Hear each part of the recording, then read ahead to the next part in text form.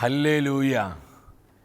കർത്താവിൽ പ്രിയ സഹോദരീ സഹോദരങ്ങളെ, മഹത്വത്തിൻ സാന്നിധ്യം ഈ ശുശ്രൂഷയിലേക്ക് ഒത്തിരിയേറെ സ്നേഹത്തോടെ കടന്നു വന്നിരിക്കുന്ന എല്ലാവർക്കും വീണ്ടും വരുന്ന നമ്മുടെ കർത്താവായ യേശു ക്രിസ്തുവിൻ്റെ കൃപയും സമാധാനവും ആശംസിക്കുകയാണ്.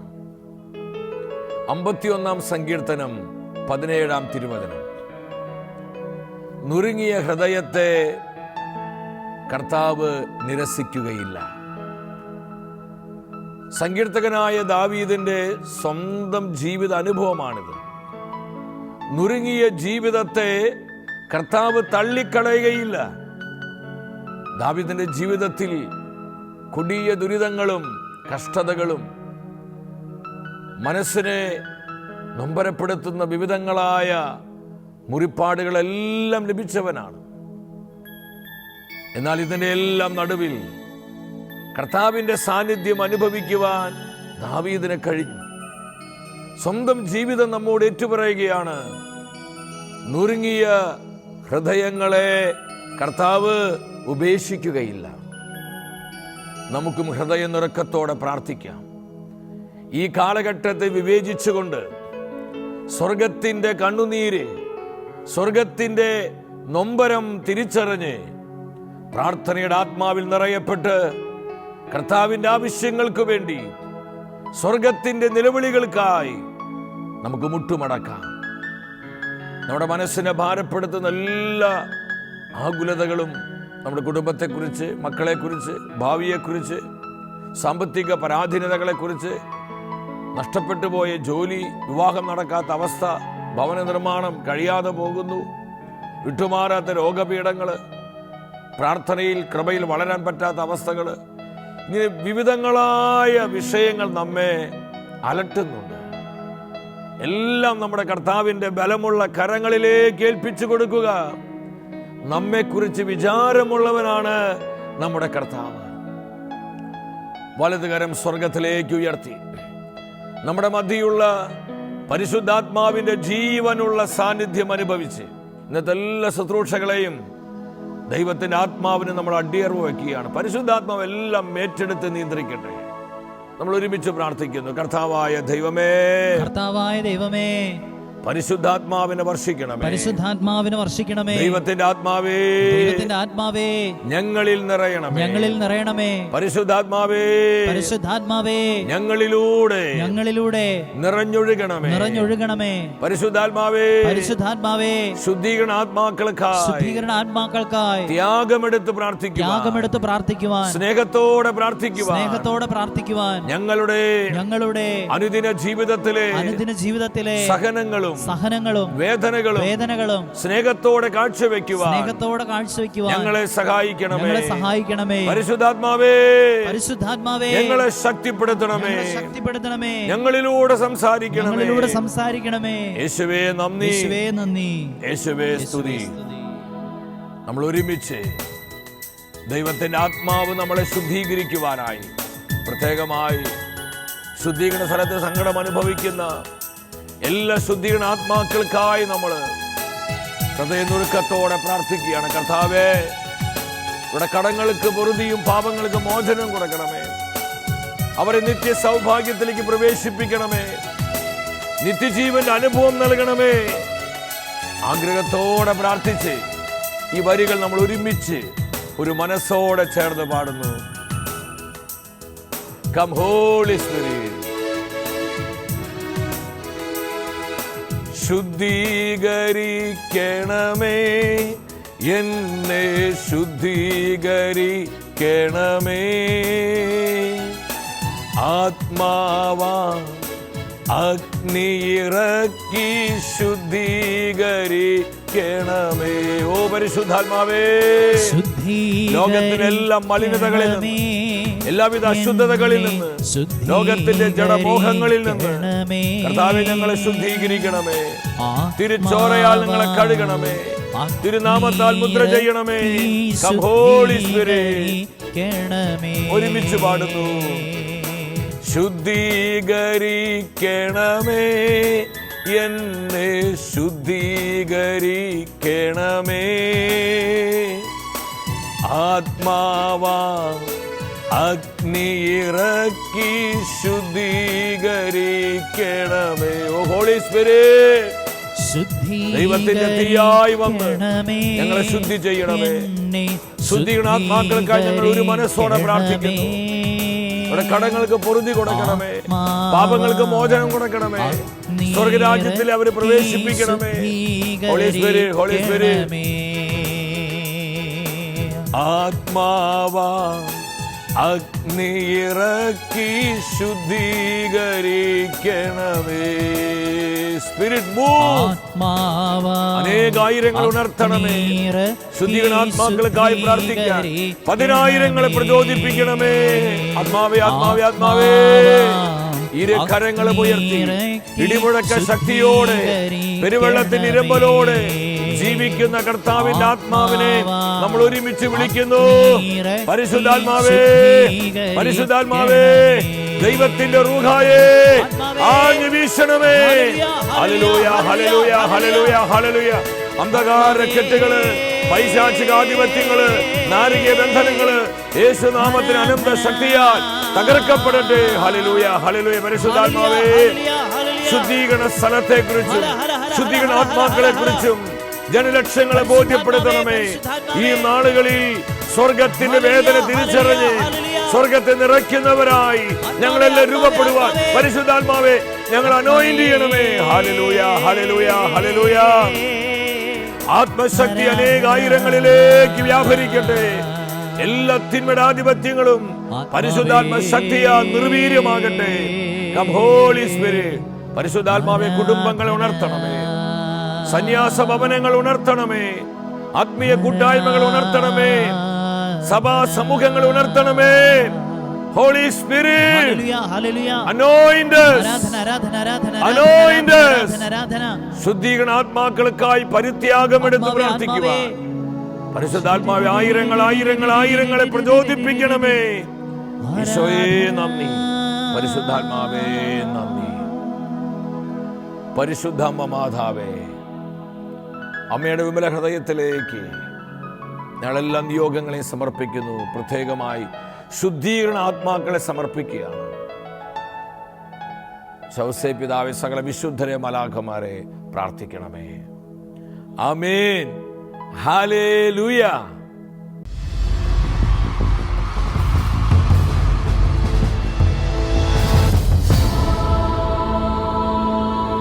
നിൻ വചനം ധ്യാനിക്കുമ്പോൾ പ്രിയ ദൈവമക്കളെ, നമ്മുടെ ജീവിതങ്ങളെ നവീകരിക്കുന്ന കർത്താവിൻ്റെ വചനത്തിൻ്റെ മുൻപിൽ പ്രാർത്ഥനാപൂർവമായിരിക്കാം. നമുക്കെല്ലാവർക്കും അറിയാവുന്നതുപോലെ ഈ നവംബർ മാസം ശുദ്ധീകരണ ആത്മാക്കൾക്ക് വേണ്ടി മരിച്ചുപോയ എല്ലാ ആത്മാക്കളെയും സ്നേഹത്തോടെ ഓർക്കുവാനും അവർക്ക് വേണ്ടി പ്രാർത്ഥിക്കുവാനും അവരെ അധികമായി സ്നേഹിച്ച് അവരുടെ സ്വർഗരാജ്യ പ്രവേശനത്തിനായി നമ്മളെ തന്നെ ഒരുക്കുവാനുമായി സഭ നിശ്ചയിച്ചു തന്ന മാസമാണിത്. വളരെ ആഗ്രഹത്തോടെ കർത്താവ് ഇന്ന് നമ്മോട് സംസാരിക്കുന്ന ഈ ആലോചനകൾ സ്വീകരിക്കുവാനായി പ്രാർത്ഥിച്ച് നമുക്ക് ദൈവസന്നിധിയിലായിരിക്കാം.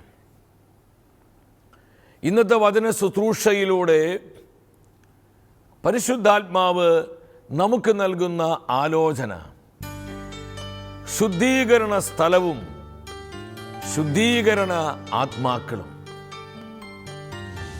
ശുദ്ധീകരണ സ്ഥലവും ശുദ്ധീകരണാത്മാക്കളും. ഇന്ന് അനേകർക്ക് സംശയവും ബോധ്യവുമില്ലാത്ത ഒരു വിശ്വാസ സത്യമാണ് ശുദ്ധീകരണ സ്ഥലം, ശുദ്ധീകരണ ആത്മാക്കൾ. ഇന്ന് അനേകം വ്യക്തികൾ മരണാനന്തര ജീവിതത്തിൽ വിശ്വസിക്കുന്നില്ല.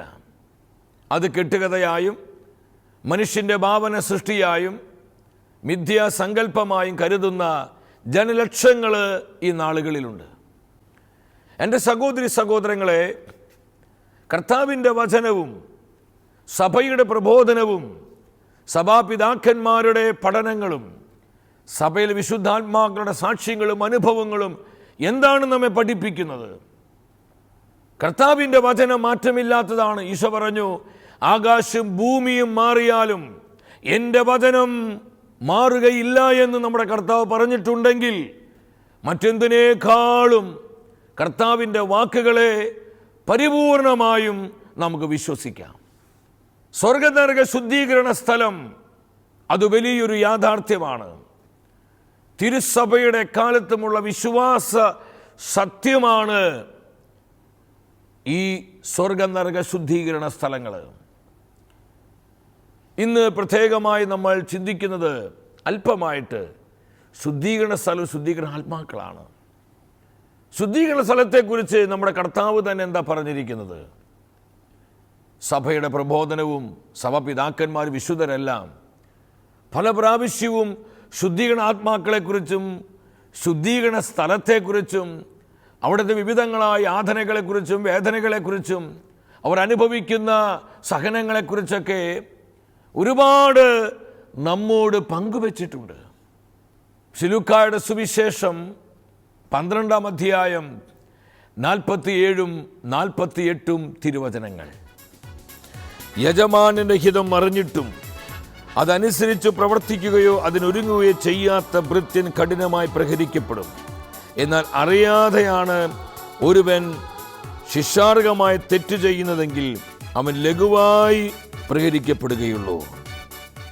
ഈ വചനത്തിൽ നിന്ന് ദൈവത്തിൻ്റെ ആത്മാവ് എന്താണ് നമ്മോട് സംസാരിക്കുന്നത്? ഇത് നമ്മുടെ കർത്താവിൻ്റെ വാക്കുകളാണ്. യജമാനന്റെ ഹിതം അറിഞ്ഞിട്ടും അതനുസരിച്ച് പ്രവർത്തിക്കാത്ത ഭൃത്യന്മാരെ കഠിനമായി പ്രഹരിക്കപ്പെടും.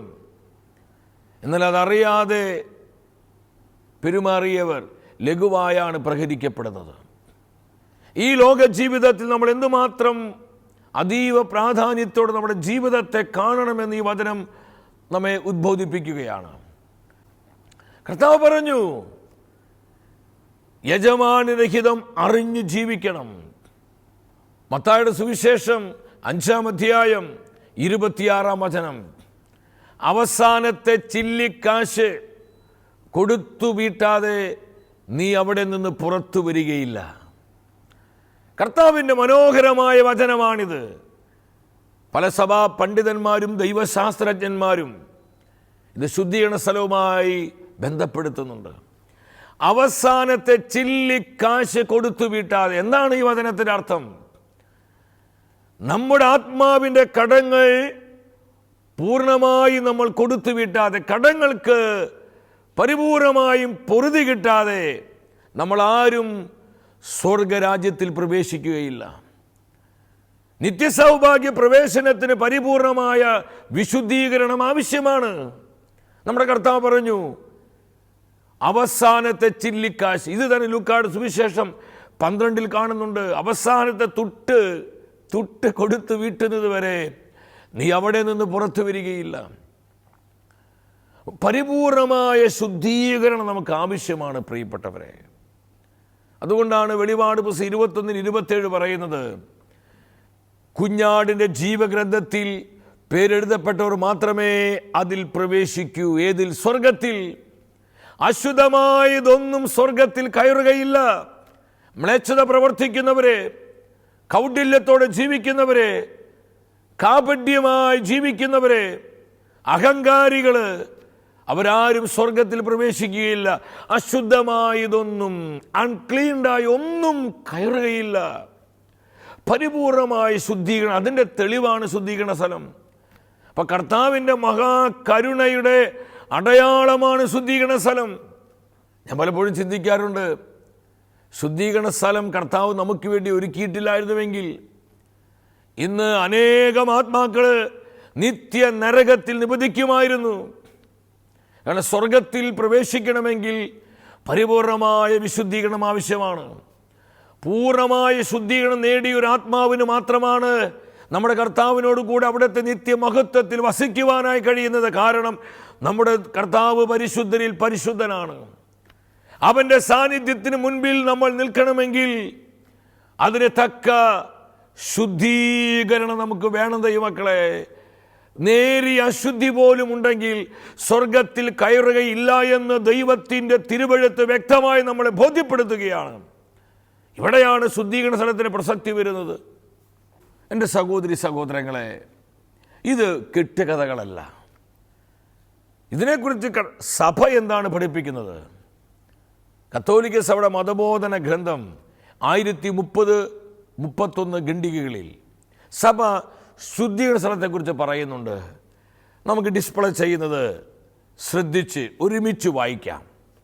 ദൈവത്തിൻ്റെ കൃപാവരത്തിലും സൗഹൃദത്തിലും മരിക്കുന്നവർ പൂർണ്ണമായി ശുദ്ധീകരിക്കപ്പെട്ടവരല്ലെങ്കിലും നിത്യരക്ഷയുടെ ഉറപ്പ് നേടിയവരാണ്.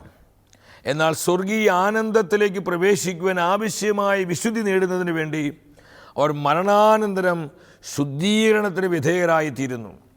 തെരഞ്ഞെടുക്കപ്പെട്ടവരുടെ ഈ അന്തിമ ശുദ്ധീകരണത്തെ സഭ ശുദ്ധീകരണ സ്ഥലം എന്ന് വിളിക്കുന്നു. ഇത് തിരുസഭയുടെ പ്രബോധനമാണ്. ശുദ്ധീകരണ സ്ഥലത്തെ സഭ സ്ഥിരീകരിക്കുകയാണ്. അത് കെട്ടുകഥയല്ല, അത് മനുഷ്യൻ്റെ ഭാവന സൃഷ്ടിയല്ല, അത് തെറ്റായൊരു ഉപദേശമല്ല. ശുദ്ധീകരണ സ്ഥലം യാഥാർത്ഥ്യമാണ് എന്ന് സഭ കൃത്യമായി സഭാ മക്കളെ പഠിപ്പിക്കുകയാണ്. ശുദ്ധീകരണ സ്ഥലത്ത് എങ്ങനെയുള്ളവരാണ്? ഒന്ന്, ദൈവത്തിൻ്റെ കൃപാവരത്തിൽ ജീവിച്ചവരാണ്. സ്വർഗത്തിലേക്ക് പ്രവേശിക്കാനുള്ള പരിപൂർണമായ വിശുദ്ധി ഇല്ല. എന്നാൽ അവർ ഈ ലോകത്തിൽ ജീവിക്കുമ്പോൾ കർത്താവിൻ്റെ പ്രസാദവരത്തിൽ ജീവിച്ച ആത്മാക്കൾ തന്നെയാണ്.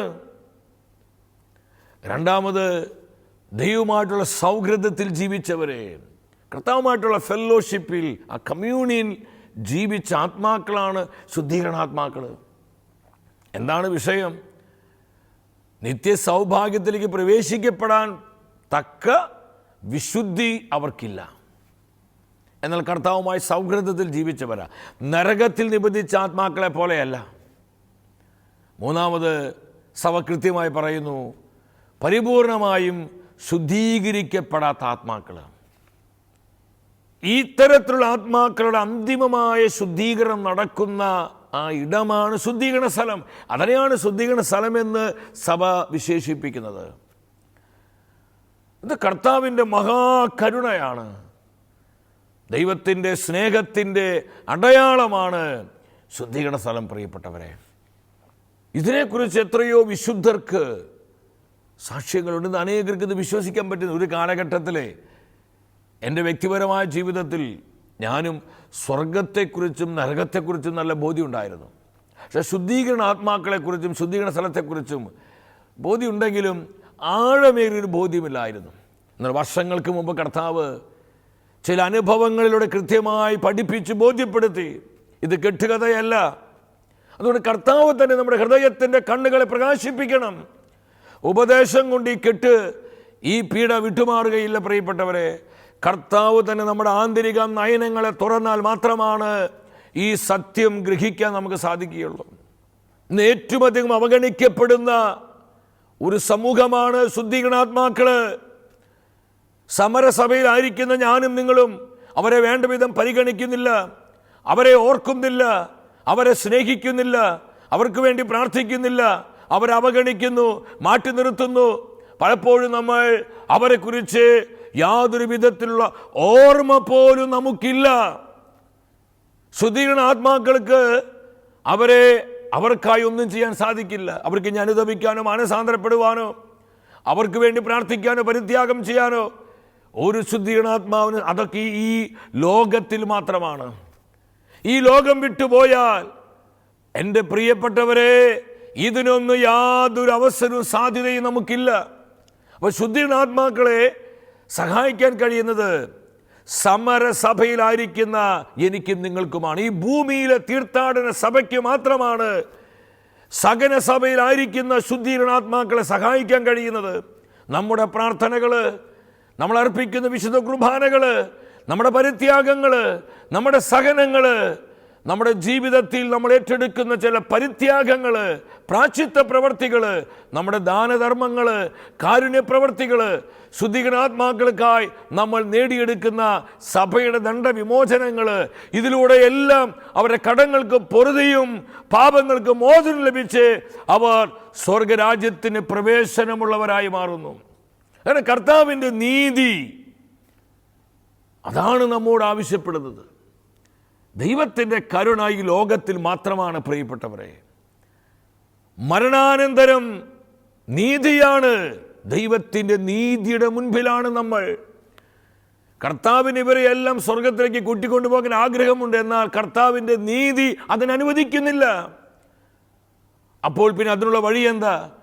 നമ്മുടെ കർത്താവിൻ്റെ പാപപരിഹാര ബലിയോട് ചേർത്ത് നമ്മുടെ പ്രാർത്ഥനകളും സഹനങ്ങളും പരിത്യാഗങ്ങളും ഉപവാസങ്ങളും പ്രാശ്ചിത്തങ്ങളും നോമ്പുകളും കാരുണ്യ പ്രവർത്തികളും ദാനധർമ്മങ്ങളും സൽപ്രവർത്തികളെല്ലാം ശുദ്ധീകരണാത്മാക്കളുടെ മോക്ഷപ്രാപ്തിക്ക് വേണ്ടി നമ്മൾ സ്നേഹത്തോടെ കാഴ്ചവെക്കുമ്പോൾ അനേകം ശുദ്ധീകരണാത്മാക്കൾ സ്വർഗത്തിലേക്ക് പ്രവേശിക്കപ്പെടുന്നു. അനേകം വിശുദ്ധാത്മാക്കൾക്ക് ശുദ്ധീകരണാത്മാക്കളുമായി നല്ല ബന്ധവും കൂട്ടായ്മ ഉണ്ടായിരുന്നു. വിശുദ്ധ പാദ്രെ പിയോ, ജനോവയിലെ വിശുദ്ധ കാതറീൻ, വിശുദ്ധ കൊച്ചുത്രേസ്യ, വിശുദ്ധ ജത്രൂത്ത്, വിശുദ്ധനായ നിക്കോളോസ്, ഇങ്ങനെ അനേകം വിശുദ്ധാത്മാക്കൾക്ക് ശുദ്ധീകരണാത്മാക്കളുമായി നല്ല കൂട്ടായ്മയായിരുന്നു. വിശുദ്ധ മരിയ ഫൗസ്റ്റീന, പക്ഷെ പാദ്രിപ്പിയുടെ ജീവിതത്തിലുണ്ട്. അദ്ദേഹം അർപ്പിക്കുന്ന വിശുദ്ധ കുർബാനകളിലെല്ലാം ഒരുപാട് ശുദ്ധീകരണാത്മാക്കൾ പ്രാർത്ഥന ചോദിച്ചു വരുമായിരുന്നു. അദ്ദേഹത്തിൻ്റെ പ്രാർത്ഥനയും ബലിയർപ്പണവും പരിത്യാഗ ജീവിതവും വഴി അസംഖ്യം ശുദ്ധീകരണാത്മാക്കൾ സ്വർഗത്തിൽ പ്രവേശിക്കപ്പെട്ടിട്ടുണ്ട്. ഒരു ദിവസം അദ്ദേഹം ദേവാലയത്തിൽ പ്രാർത്ഥിച്ചു കൊണ്ടിരിക്കുക. അദ്ദേഹത്തിൻ്റെ ആശ്രമത്തിൽ അത് അത്താഴ സമയമാണ്. മറ്റു വൈദികർ ബ്രദേഴ്സൊക്കെ അത്താഴം കഴിച്ചുകൊണ്ടിരിക്കുകയാണ്. ഇദ്ദേഹം ദേവാലയത്തിൽ പ്രാർത്ഥിക്കുമ്പോൾ മെഴുകുതിരി കാലുകൾ ഇങ്ങനെ വീഴുന്ന ശബ്ദം കേൾക്കുകയാണ്. പാദ്രിപ്പിയ സ്ഥലത്തേക്ക് നോക്കുമ്പോൾ ഒരു ബ്രദർ അവിടെ നിൽപ്പുണ്ട്. അദ്ദേഹത്തിന് മനസ്സിലായി അതൊരു ശുദ്ധീകരണാത്മാവാണ്. ഉടനെ അദ്ദേഹം ചോദിച്ചു, ഇത് എന്തിനെവിടെ വന്നത്? ഉടനെ ഈ ശുദ്ധീകരണാത്മാവ് പറയാ, വർഷങ്ങൾക്ക് മുൻപ് ഞാൻ ഈ ആശ്രമത്തിൽ ഉണ്ടായിരുന്നവനാണ്. എന്നാൽ എന്നെ ഏൽപ്പിച്ച ജോലികളൊക്കെ ഞാൻ കൃത്യമായി ചെയ്തു. എന്നാൽ അത് ചെയ്തത് പലപ്പോഴും ഉത്സാഹത്തോടു കൂടെ ആയിരുന്നില്ല. എൻ്റെ സഹോദരി സഹോദരങ്ങളെ ആ വാക്കുകൾ ശ്രദ്ധിക്കണം.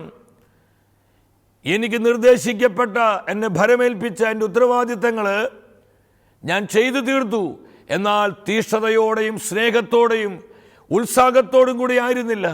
നിരുത്സാഹത്തോടെ ഞാനത് ചെയ്തു. ഇതിൻ്റെ പേരിൽ 60 വർഷമായി ഞാൻ ശുദ്ധീകരണ സ്ഥലത്താണ്. എന്നെ സഹായിക്കണം, എന്നെ രക്ഷിക്കണം. പാദ്രി അത്ഭുതപ്പെട്ടു പോയി. നമ്മൾ ചിന്തിച്ചു നോക്കിയ മാരകമായ പാപങ്ങൾ, വ്യഭിചാരവും കൊലപാതകവും ഭീകര പ്രവർത്തനങ്ങളും ബാങ്ക് കവർച്ചയൊന്നുമല്ല. ഏൽപ്പിക്കപ്പെട്ട ഉത്തരവാദിത്തങ്ങൾ ഉത്സാഹത്തോടെ ചെയ്തു തീർത്തില്ല എന്നതിൻ്റെ പേരിൽ 60 വർഷം ശുദ്ധീകരണ സ്ഥലത്ത് കിടക്കുക. അതാണ് വെളിപാട് 21-27 പറയുന്നത്, അശുദ്ധമായതൊന്നും സ്വർഗത്തിൽ പ്രവേശിക്കുകയില്ല. ഹല്ലേലൂയ! എത്ര കൃത്യമാണ് കർത്താവിൻ്റെ വചനം. മരിയ ഫൗസ്റ്റിയുടെ ജീവിതത്തിൽ ഇതുപോലെ ഒത്തിരിയേറെ അനുഭവങ്ങളുണ്ട്. സ്വർഗവും നരകവും ശുദ്ധീകരണ സ്ഥലമൊക്കെ മരിയ ഫൗസ്റ്റീനയ്ക്ക് കർത്താവ് കാണിച്ചു കൊടുത്ത മിസ്റ്റിക് എക്സ്പീരിയൻസ് വിശുദ്ധ ഫൗസ്റ്റീനയ്ക്ക് ഉണ്ടായി. ഒരു ദിവസം മരിച്ചവർക്ക് വേണ്ടി ഫൗസ്റ്റീന പ്രാർത്ഥിക്കുകയാണ്. പ്രാർത്ഥിക്കുന്ന സമയത്ത് ഇതുപോലെ ശുദ്ധീകരണ ആത്മാവ് വന്നു. ഫൗസ്റ്റീന ചോദിച്ചു, ശുദ്ധീകരണ സ്ഥലത്ത് നിങ്ങളുടെ ഏറ്റവും വലിയ വേദന എന്താണ്, പീഡ എന്താണ്? ഉടനെ ഇവരെല്ലാം ഓരോ സ്ഥലത്തിൽ പറയാണ്, ദൈവത്തെ കാണുവാനുള്ള അടങ്ങാത്ത ദാഹമാണ് ഞങ്ങൾ ഏറ്റവും വലിയ പീഡ. കർത്താവിനെ മുഖാഭിമുഖമായി കാണാൻ, കർത്താവിൻ്റെ ജീവനിൽ പൂർണ്ണമായും പങ്കുപറ്റുവാൻ ഞങ്ങൾ അതിയായി അടങ്ങാത്ത ആഗ്രഹമാണ്, എന്നാൽ ഞങ്ങൾക്ക് കഴിയുന്നില്ല. അത് ഭയങ്കരമായൊരു പെയിനാണ് പ്രിയപ്പെട്ടവരെ. അങ്ങനെ വിശുദ്ധ മരിയ ഫൗസ്റ്റീന അന്ന് കുർബാനയിൽ പങ്കെടുത്ത് പ്രാർത്ഥിക്കുകയാണ്. കുർബാനയിൽ പങ്കെടുത്ത് മരിയ ഫൗസ്റ്റീന പ്രാർത്ഥിക്കുന്ന സമയത്ത് ഈ ശുദ്ധീകരണ ആത്മാക്കൾക്ക് ഉണ്ടാകുന്ന ഈ മാനസിക പീഡ മരിയ ഫൗസ്റ്റീനയ്ക്ക് അനുഭവപ്പെടുകയാണ്. അടങ്ങാത്ത ഒരു ദാഹം, ശുദ്ധീകരണ ആത്മാക്കള് ദൈവത്തെ കണ്ടുമുട്ടുവാനുള്ള അടങ്ങാത്തൊരു ആഗ്രഹം, ഈ ഒരു എക്സ്പീരിയൻസ് മരിയ ഫൗസ്റ്റീനയുടെ ഉള്ളിലോട്ട് വന്നു. വിശുദ്ധയ്ക്ക് മനസ്സിലായി, ഈ ലോകത്തിൽ ജീവിക്കുമ്പോൾ കർത്താവിനെ കാണുവാൻ, കണ്ടുമുട്ടുവാൻ എനിക്ക് ഇത്രമാത്രം ഒരു ആഗ്രഹമുണ്ടെങ്കിൽ, അതിന് ഒരു വേദന വരുന്നുവെങ്കിൽ, ശുദ്ധീകരണാത്മാക്കൾ എന്തുമാത്രം വേദനയോടെ അത് കാണുന്നുണ്ടായിരിക്കും. എൻ്റെ സഹോദരി സഹോദരങ്ങളെ, ഈ സത്യം മനസ്സിലാക്കി നമ്മൾ ധാരാളം ശുദ്ധീകരണാത്മാക്കൾക്ക് വേണ്ടി പ്രാർത്ഥിക്കണം. അവരുടെ കടങ്ങൾക്ക് പൊറുതിക്ക്, പാപങ്ങൾക്ക് മോചനത്തിന് വേണ്ടി. ജനോവാലിസ കാതറിൻ പറയുന്നുണ്ട്, ആ പറയുന്ന വാക്കുകൾ ഇപ്രകാരമാണ്: പാപമെന്ന തുരുമ്പാണ് സ്വർഗീയ ആനന്ദത്തിന് തടസ്സമായി നിൽക്കുന്നത്. ഈ തുരുമ്പ് അഗ്നിയിൽ എന്ന പോലെ കത്തി നശിക്കണം. അതിനുള്ള സ്ഥലമാണ് ശുദ്ധീകരണ സ്ഥലം. പാപത്തിൻ്റെ എല്ലാ തുരുമ്പുകളും, അശുദ്ധിയുടെ എല്ലാ തുരുമ്പുകളും ശുദ്ധീകരണ അഗ്നിയിൽ കത്തി നശിക്കണം. എങ്കിൽ മാത്രമാണ് പൂർണ്ണ ശുദ്ധീകരണം തേടി നിത്യ സൗഭാഗ്യത്തിലേക്ക് പ്രവേശിക്കപ്പെടുവാൻ ശുദ്ധീകരണ ആത്മാക്കൾക്ക് കഴിയുന്നത്. അതവർക്ക് സ്വയം സാധ്യമല്ല പ്രിയപ്പെട്ടവരെ.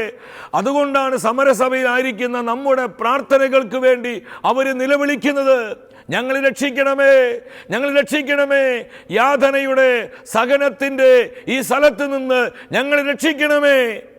നമ്മുടെ മാതാപിതാക്കൾ കരയുന്നുണ്ട്, നമ്മുടെ സഹോദരി സഹോദരൻ നിലവിളിക്കുന്നുണ്ട്, നമ്മുടെ മക്കൾ പലരും കരയുന്നുണ്ട്. മരിച്ചുപോയ നമ്മുടെ പ്രിയപ്പെട്ട മക്കൾ, നമ്മുടെ ബന്ധുമിത്രങ്ങൾ, നമ്മുടെ ഉപകാരികൾ, നമ്മുടെ അധികാരികൾ, നമ്മളെ സ്നേഹിച്ചവരെ അനേകം ശുദ്ധീകരണ സ്ഥലത്താണ്. അവരൊക്കെ നിലവിളിക്കുന്നുണ്ട് നമ്മുടെ പ്രാർത്ഥനകൾക്ക് വേണ്ടി. ഞാൻ അവസാനിപ്പിക്കുകയാണ് പ്രിയപ്പെട്ടവരെ, ദാഹത്തോടെ പ്രാർത്ഥിക്കണം. അതുകൊണ്ട് ശുദ്ധീകരണ ആത്മാക്കൾക്ക് വേണ്ടി നമുക്ക് ചെയ്യാൻ കഴിയുന്നത് നമ്മുടെ സഹനങ്ങൾ സ്നേഹത്തോടെ കാഴ്ചവെക്കുക. ഒരു സഹനം വിട്ട് കളയരുത്. സ്നേഹത്തോടെ സഹനങ്ങൾ കാഴ്ചവെക്കണം. വിശുദ്ധ കുർബാനയിൽ അവരെ ഓർക്കണം. അവർക്ക് വേണ്ടി ധാരാളം കുർബാനകൾ നമ്മൾ ചൊല്ലണം, കാഴ്ചവെക്കണം. പരിശുദ്ധ ജപമാല പ്രാർത്ഥനയിലൂടെ, കരുണയുടെ ജപമാല പ്രാർത്ഥനയിലൂടെ, കുരിശിൻ്റെ വഴി പ്രാർത്ഥനകളിലൂടെ, ദാനധർമ്മങ്ങൾ, കാരുണ്യ പ്രവർത്തികൾ, സൽപ്രവർത്തികൾ, ഇതൊക്കെ ശുദ്ധീകരണ ആത്മാക്കൾക്ക് വേണ്ടി അങ്ങ് കാഴ്ചവെക്കണം. വിശുദ്ധ മരിയ ഫൗസ്റ്റീനയുടെ രണ്ട് പ്രധാനപ്പെട്ട വിഷയങ്ങളായിരുന്നു: ഒന്ന് പാപികളായ ആത്മാക്കൾ, രണ്ട് ശുദ്ധീകരണ ആത്മാക്കൾ. ഇത് തന്നെ നമ്മളും ശ്രദ്ധിക്കണം. ഒന്ന് പാപികളായ ആത്മാക്കൾ, രണ്ട് ശുദ്ധീകരണ ആത്മാക്കൾ.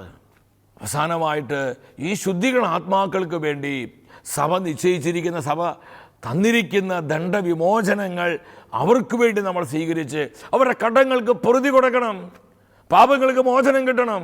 അപ്പോൾ ദൈവത്തിൻ്റെ കരുണ ഈ ശുദ്ധീകരണ ആത്മാക്കളിലേക്ക് ഒഴുകപ്പെടുകയും അവർക്ക് മോക്ഷപ്രാപ്തി ഉണ്ടാവുകയും ചെയ്യും. ഈ ലോകത്തിലെ നമ്മുടെ കൊച്ചു ജീവിതം കർത്താവിനും കർത്താവിൻ്റെ ആത്മാക്കൾക്കും പ്രോഫിറ്റബിൾ ആകട്ടെ. എൻ്റെ പ്രിയപ്പെട്ടവരെ, നമ്മുടെ പ്രാർത്ഥനയിലൂടെ ഈ ശുദ്ധീകരണ ആത്മാക്കൾ സ്വർഗത്തിൽ കയറിയാൽ അതൊരുപാട് അനുഗ്രഹങ്ങളും കൃപകളും നമ്മുടെ ജീവിതങ്ങളിലേക്കും കുടുംബങ്ങളിലേക്കും കൂട്ടായ്മകളിലേക്കും കൊണ്ടുവരും. ഈ നവംബർ മാസത്തിൽ മാത്രമല്ല, നമ്മുടെ ജീവിതത്തിൻ്റെ പ്രധാനപ്പെട്ട പ്രാർത്ഥന വിഷയങ്ങളാകണം പാപികളുടെ ആത്മാക്കൾക്കും ശുദ്ധീകരണ ആത്മാക്കൾക്കും വേണ്ടി ത്യാഗമെടുത്ത് സഹനങ്ങൾ കാഴ്ചവെച്ച് പ്രാർത്ഥിക്കുക. നമുക്കതിനായി ഒരുങ്ങാം. ഇന്നു മുതൽ തീഷ്ണതയോടെ നമ്മൾ ഈ ഒരു കൃപയ്ക്ക് വേണ്ടി, ഈ ഒരു ദൗത്യത്തിനായി നമ്മൾ ഒരുങ്ങി തീഷ്ണതയോടെ നമുക്ക് പ്രാർത്ഥിക്കാം. അസംഖ്യം ശുദ്ധീകരണ ആത്മാക്കളെ നമ്മുടെ കൊച്ചു ജീവിതത്തിലൂടെ നമുക്ക് ഈശോയ്ക്ക് വേണ്ടി നേടി അവരെ സ്വർഗത്തിലേക്ക് പ്രവേശിപ്പിക്കാൻ കർത്താവിൻ്റെ പദ്ധതിയോട് നമുക്ക് സഹകരിക്കാം. വ്യക്തിപരമായ നമ്മുടെ നിയോഗങ്ങളെയും നമ്മുടെ കുടുംബത്തിൻ്റെ സകല ആവശ്യങ്ങളെയും നമ്മെ ഓരോരുത്തരെയും കർത്താവ് സമൃദ്ധമായി അനുഗ്രഹിക്കട്ടെ.